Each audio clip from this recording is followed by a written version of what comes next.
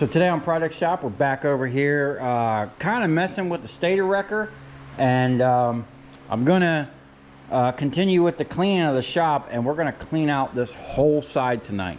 I'm gonna pull everything out and prep this milling machine to get it on the ground, because I need this thing running ASAP to continue with this. I really can't go much further without the mill, because we had cut some plates, me and Steve, to slide in here for the different jigs, but as you can see, they got cut wrong, and that's basically because somebody, we're not going to name any names, Steve, was rushing me, and you know, we kind of just we measured everything, but with the thickness of the cut, by the time we were done cutting, we were short.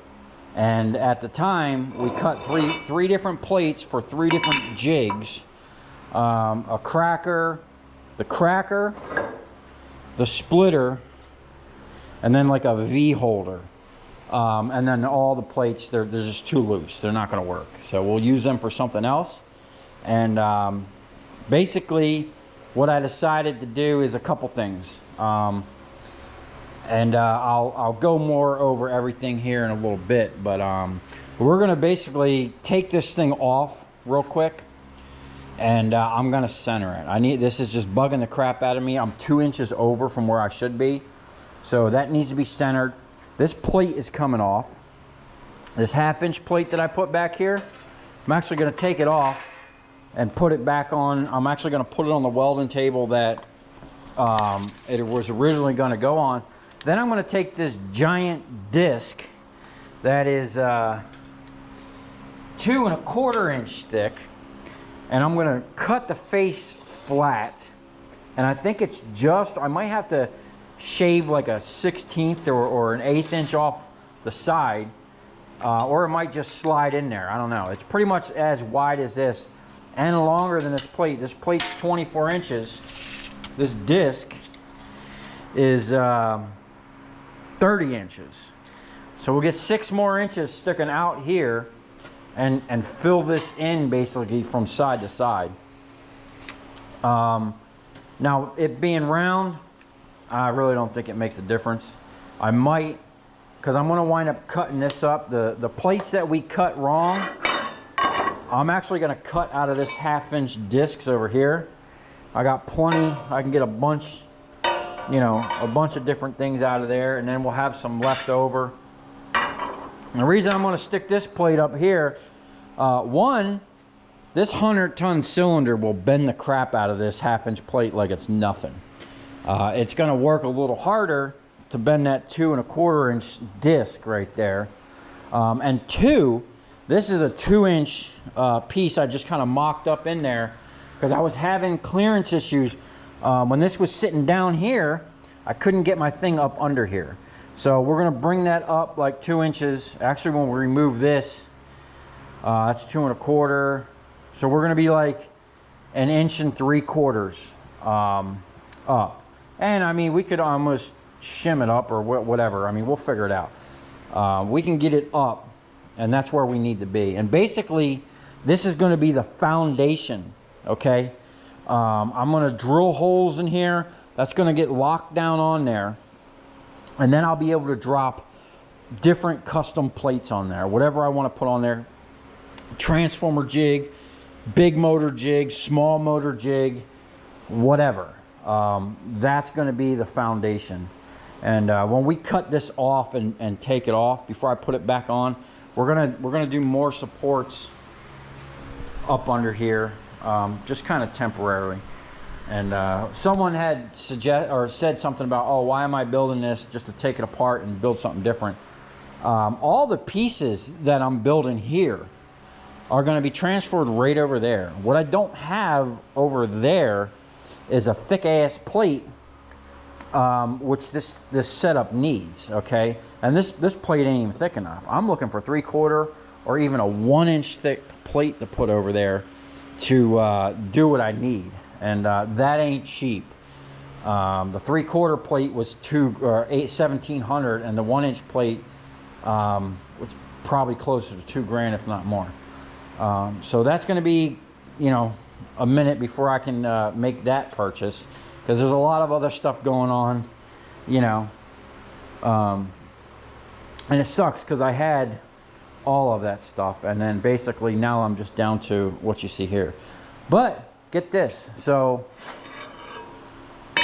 I got this blade that I bought. I paid like 500 bucks for this blade. This is a real deal splitter, stator splitter for a staging splitter machine, and that cracker blade there was like 700, I think. You know, that's real deal stuff for them big expensive machines. Now this is the smallest one they made. I bought the smallest one because I wanted to duplicate it, and that's exactly what we're going to do with this giant disc. I'm going to make the largest guillotine splitter you've ever seen. And we're going to use that big old, I think that's an inch and a half thick. Yeah, inch and a half thick. Now to do that, we definitely going to need a milling machine. I could put that up on the mill and get all the angles that I need and get that right way better and faster and basically more consistent than if I tried to do that by hand like the last one I did. You know, and then we got this big old disc here. This one is 2.5 inch thick. I basically want to use that for a flywheel for a pre-shredder and the granulator. And then you know, we have this one we can cut pieces out of for whatever we need. And then this one here, which is 7/8 thick. I'm basically going to make a slide-in plate right here. It's going to slide in and have this shape. We're going to use basically this as best we can right here. It'll drop in here, and then we might use 2 sections on the bottom over here. And we're going to have, once I get that big plate on here, I'll be able to, basically I'm going to make an adjustable V where I can bring it in and bring it out. Just like my transformer press, but it's going to be for electric motors. But before I can do any of that, I really do need the milling machine, because I can drill, that thing's got digital readout, so I can drill precise all the holes. So all the jigs can be made precisely, they can all drop in. I can make locking bars for them because this is going to be some serious stuff. For now, today, we're going to get back here and we're going to just start over here and start pulling all of this stuff out of here and get back to the mill, get back to the lathe, see what it's going to take to actually get this thing down. What we're going to have to do is travel this forward enough to where I can get, I'm probably going to have to get I-beams and some wood and pick this thing up just a couple inches so I can slide that pallet out and just set it straight down where it sits, you know. So I'm going to get geared up here for a massive cleanup, because this side of the shop really ain't been touched in over a year. All this stuff has just been here piling up, man, and it's really sad. This thing's in a sad state. And the messed up thing is these 2 machines came from the research and development department at Pratt & Whitney, where they built aircraft engines. They don't have a lot of hours on them. These things were not on a production line. They're not all clapped out. They're like basically nice new machines. They've just been sitting around and got a lot of grime on them. So we're going to get them cleaned up here and start putting these things to work, not only on my own machines, because I can use it to fix the granulator, my wire stripper, the stator wrecker, but I can also start bringing in jobs and charging people 100 bucks an hour for some milling work, because down here, you know, not a lot of people do a lot of milling, you know. So we're going to be starting a whole nother business, maybe. Might as well, man, you know. I don't pay for electric, so might as well run these machines all day long.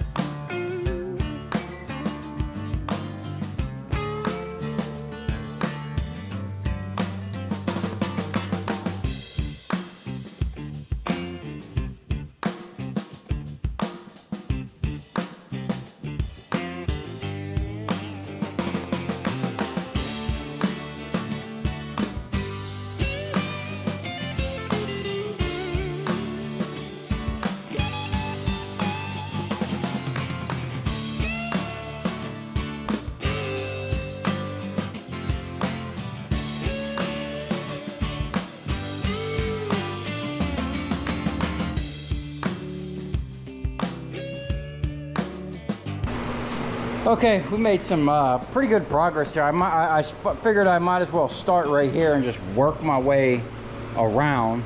So we got up until the mill completely cleaned out. This is an old Shopsmith. This is like one of the originals. This thing's pretty cool. This is a like a woodworking multi-tool. Now this older one here is pretty much just a drill press. That's how I got it. The guy had it flipped up using it as a drill press. But the one I have over here is a newer model, and it has a lot of the attachments. It's a wood lathe, a drill press, a horizontal borer. This is a table saw. It's got a band saw.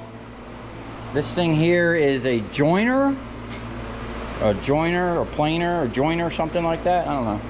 I have all the original paperwork from when this thing was new. These things ain't cheap. I paid 150 bucks for this thing. I am missing some attachments. I think I'm missing the thing for the blade. But I'm not really that big on woodworking, but you know, I'd like to at least try, you know what I'm saying, or at least have the ability to, if I wanted to make something out of wood, this thing will pretty much do everything you could possibly want. So you don't need to buy like a million tools. You could just have this thing and do pretty much everything. I mean, these things get pretty decked out, and they still make these to this day. So this one here I'm going to keep. We're actually going to do a video on this. I'm going to get this thing up and running.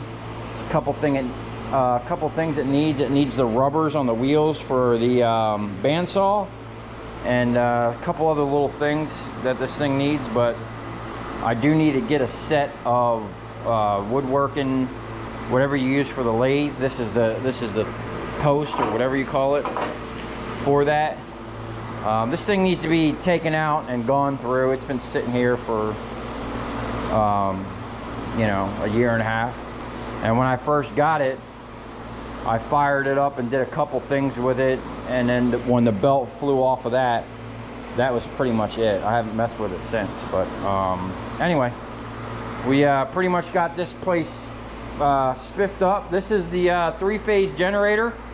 So basically what I'm going to do, because I don't want to spend the money running electric over here, that, you know, this isn't my place, and when I leave I really can't take it with me. I guess I could, but you really can't. So I'm going to run an extension cord over here that I can plug this into, you know, probably a nice twist lock or something, three-phase or single phase into this. Then I'm going to make a panel. I'm gonna put this on like a thing, you know, with a panel. That way I can have like a switch and two plugs, one for this, one for the milling machine, or one for the mill and one for the lathe, and then it'll just kind of sit back there in the corner. And I think we can only run one at a time on this one. Now I do have, that's a 5 horsepower one. I do have a 10 horse three-phase generator over here. I just need a capacitor bank, and that's what's in that box right there on the front, is just a bunch of capacitors. And that's the same thing that's in this box back here. This is a 50 horsepower three-phase generator. That'll power everything you need. I just don't have enough amps in this shop to power that up, or otherwise I would, because I have a three-phase compressor that I could use this for. That thing is loaded with capacitors. I actually might be able to rob a couple out of there just to get that 10 horse one going, and then we can run both those machines at the same time off of one phase converter probably, or run 2 phase converters if I have to. Originally When I got that 10 horse 3-phase converter, I thought I could run my 7.5 horse Ingersoll Rand on it. But the problem is, when I was having issues with this milling machine, I called the manufacturer of this phase converter because I thought it was a phase converter issue, because this thing was kicking on, kicking off, kicking on, kicking off. And the guy, I actually got a hold of like one of the engineers, and the guy schooled me on 3-phase converters. Really cool people. Let's see, Smith Electric Motor Works, good people. Or is it yeah, I think it's the Smith Electric Motor Works that built that. He basically said to run a 7.5 horsepower Ingersoll Rand air compressor, which they have this issue. He said that he's been down that road. You're going to need like a 20 horse phase converter, because of the hard startup with them. It's just going to overpower it, and you ain't going to get what you need out of it. Anyway, we need to get that thing back here wired up, and then we need to get this machine wired back up. This, I believe, goes to the motor. There's the switch, and then this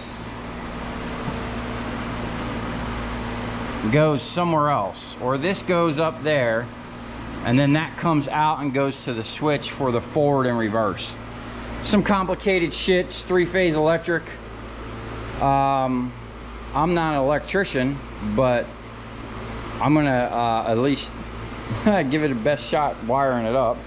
I actually think I have a video that I made when I took this apart of the wiring, so I should be able to go back and look at my old video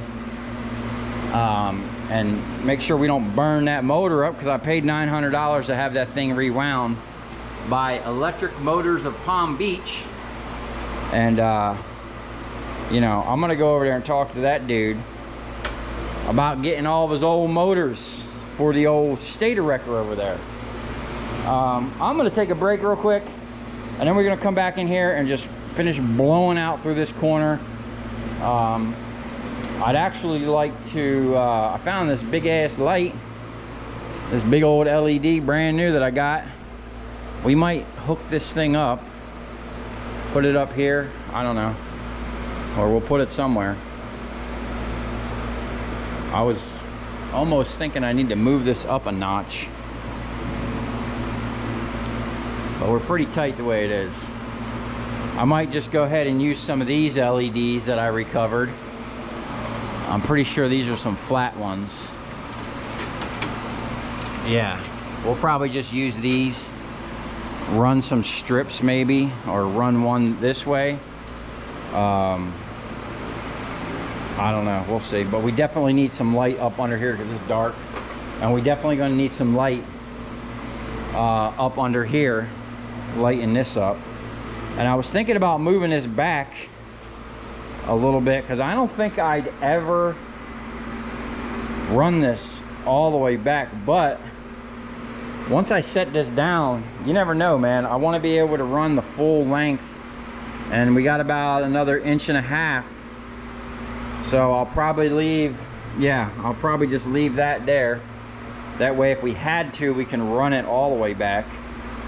Now, I was actually just contemplating whether or not I could somehow use 2 jacks and get this thing up off of this pallet, but I think that's going to be dangerous. I think it's just going to be best if I slide that forward, get those I-beams, those metal I-beams I have ready, and some blocks of wood, and I'm going to slide this table down and then have the neighbor just come in here with a forklift. I think if he backs it in, I move that table down, move this way and that way. If he backs it in and then turns, comes straight in here, all he's got to do is pick up on it. I pull that pallet out, he can set it right there, and then we can get the cleaning and degreasing and see if we can't bring this thing back around. She's filthy. She needs some love. And then we're gonna make some chips. All right, I'm taking a break.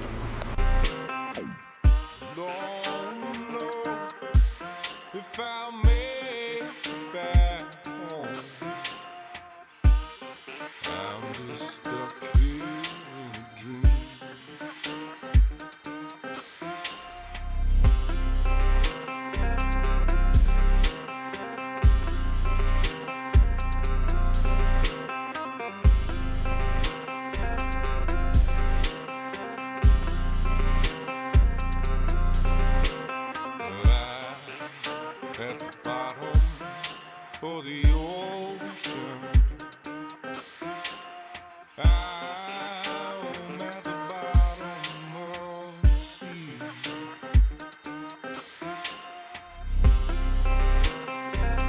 Okay, there you have it. All cleaned up.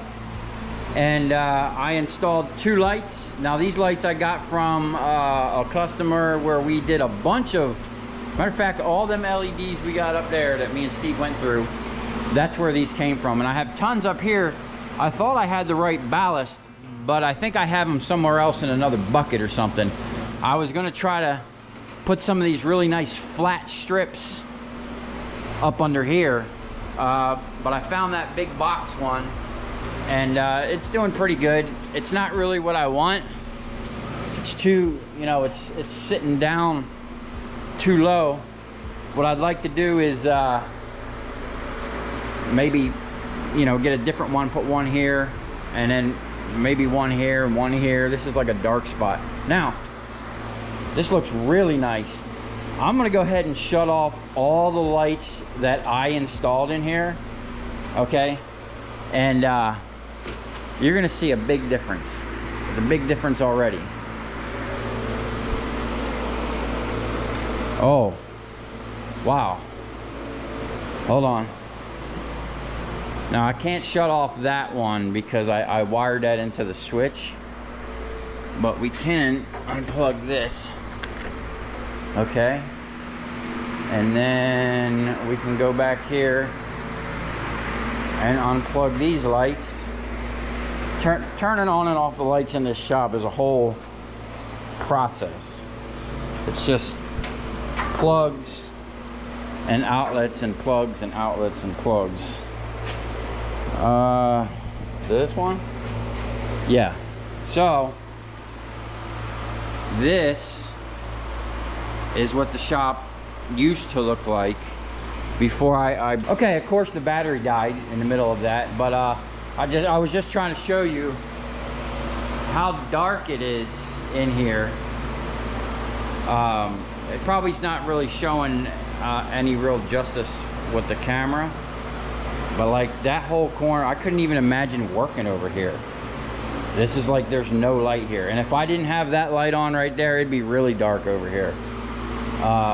So what I'm gonna do now is I'm gonna set this up over here, and then you'll see as I turn on all the lights what a difference a little bit of light makes.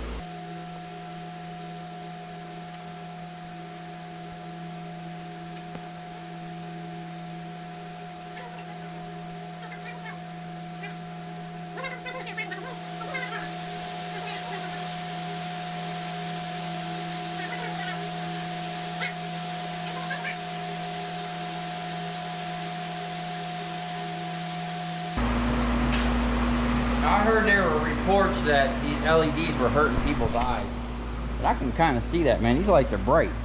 I wear my hat a lot of times just to kind of block them out, but I need the light to see, you know? I mean, there was no light, and this is my wonderful wiring, and we're pulling power from that room over there. But at least we're on a switch here. As you can see, I'll get you a view from over here.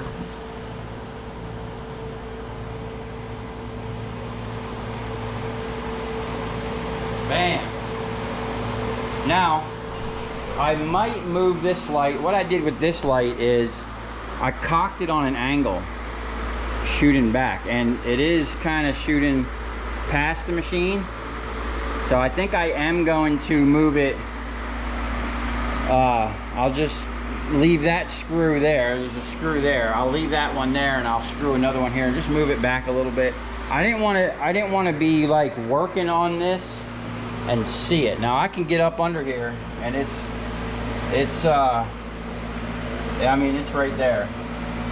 It's gonna be tight for me. I don't know if I want to actually back that up in it, but I'm never gonna be like on top of the machine like this. I'll be back here, so that'll actually be perfect. I can move that back 4 inches. It'll kind of shine over here a little bit more, and I like this, man. I'm super stoked. I can't wait to get this thing up and running. Check this out. I love this. I'm like, I have a thing for wiring, and let me get on the other side. Crazy wiring. I don't know why, but I love it. The more crazy, the better. Look at that. Man, like the time it took to do all that, like I can appreciate the guy that did all that and made all them bends and whatnot, you know? So there's a lot going on with this machine here. 220 volt supply. This thing needs 3-phase. It's all 3-phase. So yeah, I need to get 220 over to here. We'll put that phase converter like right there somewhere, split between the machines. I gotta wire that motor up. Hopefully we don't burn it up again. And then yeah, we're gonna be ready to make some chips, man. And then soon, as soon as I get this running, you're gonna start seeing the real reason I started YouTube. And then we're gonna need a bigger lathe. You know, this one's small, but let me show you this. This thing, this little part is heavy. And these wheels, they got flat spots. I'm sitting.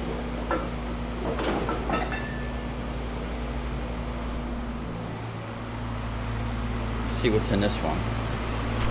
Big old motor in there. Okay. Bunch of shit to drive and whatnot. This is cool. Man, we got all kinds of tooling. 4-jaw chuck, 3-jaw chuck. Got some emery cloth. A bunch of shit. Oh, check it out. We got dial indicators. Oh man, I never even seen this in here.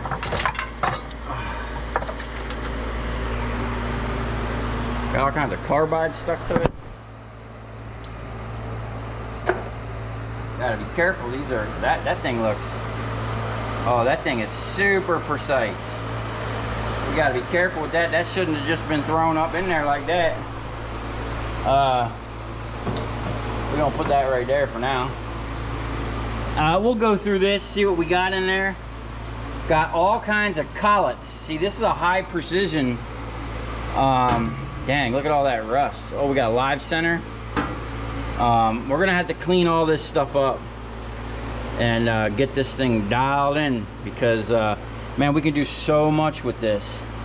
Got another 3-jaw chuck, all kinds of bits. Got a toolbox in here. What's in here? Oh, this thing's stacked with stuff. Okay. Yeah, we'll get all this stuff out and get it cleaned up. Got a whole set of collets. So this is for some real, look how tiny these collets are. Dag. We can do some micro turning. Okay. All kinds of stuff, man. That's what I'm talking about. And you know, like I said, man, I didn't pay nothing for this. Actually, let's put this thing up. I'd like to get a box. Brown and Sharp, made in USA. I wonder what all these little things are for. Oh, I bet you can, I bet that's so you can put it on different levels. We're gonna gently place that in there, make sure that's not touching nothing. And we're gonna start out by cleaning this off. I watch a machinist channel called Inheritance Machining. The guy inherited like a cool milling machine. It's actually got, you should go check out the channel. It's got 2 heads on it. I think the head in the back does not swivel like this, but the one in it's almost like this, like a Bridgeport basically. But his machines were kind of in this condition, and he did a hell of a job cleaning them up. So I'm gonna go watch and see the stuff that he used to clean the metal, because he put this stuff on there and used like a Scotch-Brite pad and brought these things back to like beautiful condition. You know, we want it to be like that again. You know what I'm saying? We got a little work here, but we got a nice lathe, man. This thing is a high precision, high accuracy. You know, this is a good machine here. This isn't some clapped out piece of crap, and neither is this. So what I'm gonna do with this is I'm gonna see if Steve wants to take this tomorrow, and I'll load it in my truck and just bring it over to him. If not, what I'm gonna do is pull it off of the base and flip this base upside down, put it back inside the base, and put it up on one of the shelves somewhere, if he doesn't have room for it right now. But I need to get it off the floor. I don't want to push it back in there. I am going to bring that one back over here, and it'll probably stay there. It's not really in the way of this setup. And for now, this thing here, I'm just going to probably wind up pushing back in here. I'll rotate that over, and then we can get that down in there, up out of the way, keep this open.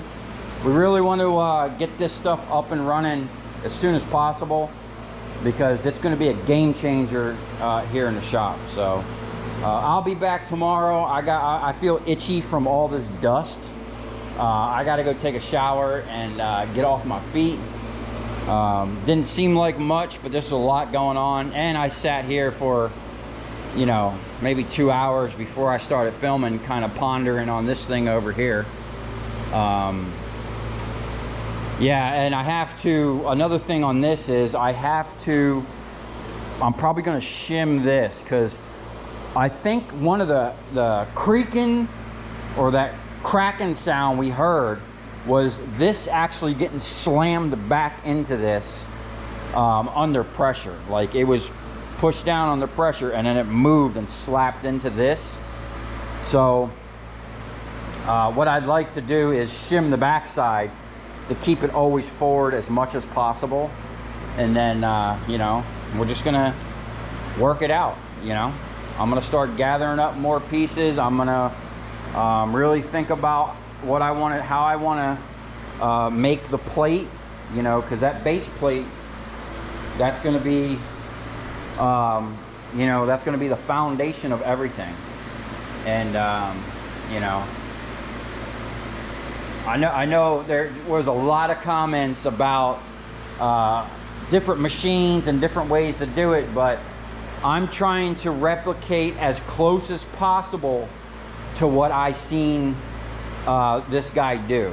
And we're part of the way here. We're like a third of the way, or actually not even. We're like maybe not even a quarter of the way. We only got one operation.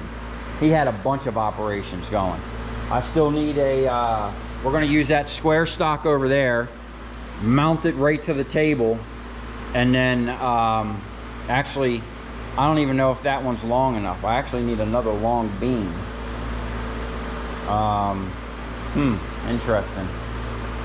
We might be able to make do. Yeah, I can make do with that. I'll just have to do something different with that cylinder down there. But there needs to be, the end of that cylinder needs to be connected to a trolley that has a hook and a universal joint on it And then there's going to be multiple attachments for what's going to be on the end of the universal, and then the chain will you know, be on the hook. So the trolley is going to do two things, and then it's going to be a game changer when it comes to, you know, breaking down these motors, and you know, and we're going to have to get the cracker and the splitter and figure out all that stuff. And once the mill's up and running, one of the first things I'm going to do is make that big blade. We're gonna be splitting big boy stuff in here, man. I wish this big giant one here was full. I'd use this, and I almost could. It doesn't really need, I mean, it really doesn't need, it could just be like a skeleton blade. I don't know. I mean, that blade over there is thick enough. I can literally just probably drag it up and drop it like a guillotine, and it'd probably slice right through this crap. Oh, here's another one.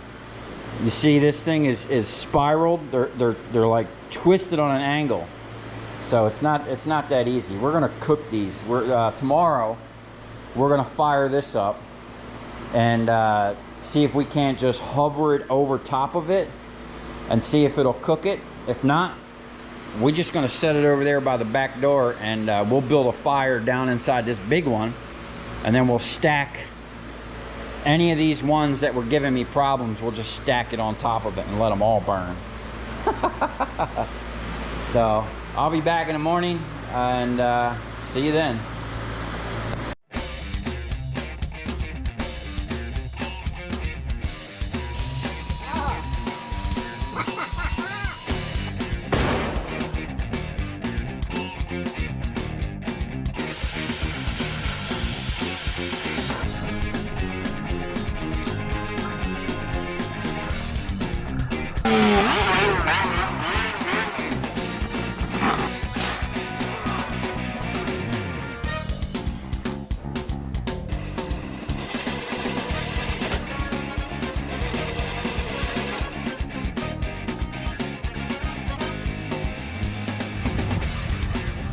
I'll tell you where we're going, right to the scrap yard.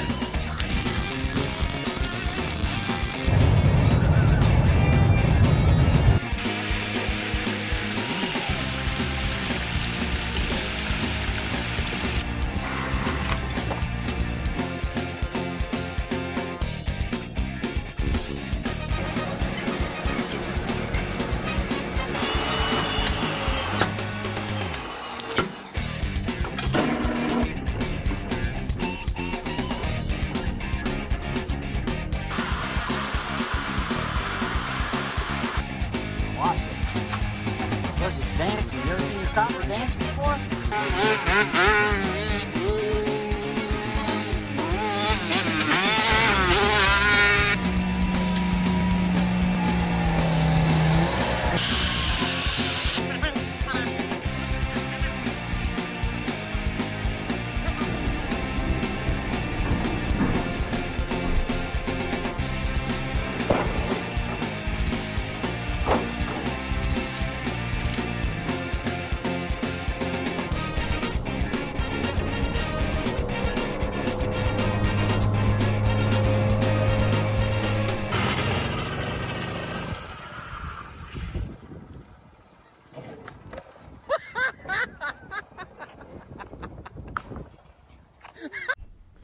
All right, so I'm kind of disappointed in this kiln. Now, I did some research, and the ranges go anywhere from like 1900 to over 2500 on electric kilns.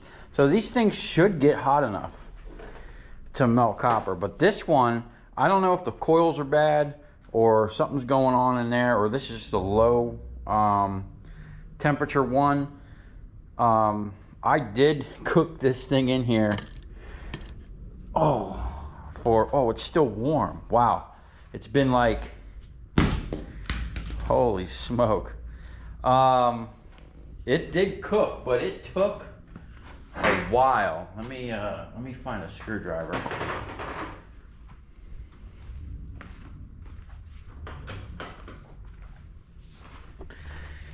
So it took, I cooked this, oh, that copper's gonna come right out of there. Look at that.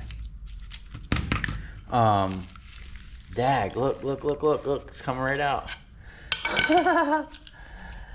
I probably had this thing cooking in there. Dang, it's still warm in the middle.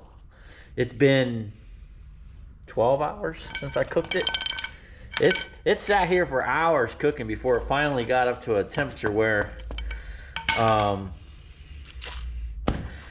it actually did something. I wonder what all this white stuff is. It's like, oh, that looks like fiberglass almost. But cooking it definitely is a good way to loosen these up. Now, a couple reasons why I don't want to go that route. One, it's just taking too damn long. I want to be able to break this thing down within a minute. Okay, we ain't got time to be sitting here for hours letting this thing cook. You know what I'm saying? And if I get a whole big Gaylord box of motors or a bunch of big motors, I'm gonna have to what? Cook them one at a time? It'd take me like a month to go through all that stuff, and God knows how much energy, you know? Now, oh, another reason is cooking it, it's gonna cook off all the shellac and all the stuff and you know, probably lighten up that copper some compared to if I just ripped it out of there. So, for now, unfortunately, I don't have the splitter. We will be cooking these big ones. This one and that one. And then most of these other ones, I think I can get out. I just need a way of, like these ones, I need a custom, this big fucker's in the way. I'm gonna need a custom pincher that can get in there tight like, and still grab. So I'm going to replicate probably 2 more of these. I'll utilize this one, but I think I'm going to modify that, make it a little bit longer here. These points from this point to that point needs to be longer. Okay, the problem with this is when I pull back, it's just not squeezing hard enough. Well, I mean, it does squeeze hard enough when it gets enough tension on it. But out the gate, I'm having to push on these handles too much. So, yeah, but hey, at least that kiln did cook that. It did take a while, man. That thing sat out here for hours. I don't even know how long, because I just let it run. I started up in the morning and probably 12 hours later I shut it off. So I don't know how long it actually took to get to that point to where that copper's just like falling out. It's literally just falling out of there, you know? So for small stuff, I don't know. I'm kind of disappointed that I'm not going to be able to melt copper in there. So what I'm thinking about doing is just converting it over to a waste oil burner, or maybe a combination of a waste oil / propane burner, because we're going to be melting copper one way or the other. Or we're going to get bigger coils, and or just see if maybe just replacing those coils. I don't know. We got a lot of options. We're going to play around with it. I got that kiln super cheap, so I'm not really worried about it not doing that. I mean, it did do something. I mean, it cooked it. I don't know what the temperature is in there yet. So I'm going to have to get some type of thermometer I can stick through that side hole, and with the lid down, see how hot it's getting in there. And any suggestions, I'm all for it. But if it comes down to it, I will be boring a big hole in the side of that thing and a hole in the top of it, and we're just going to inject a bunch of fuel, and you know, we're just going to make a blast furnace basically, and really cook some stuff.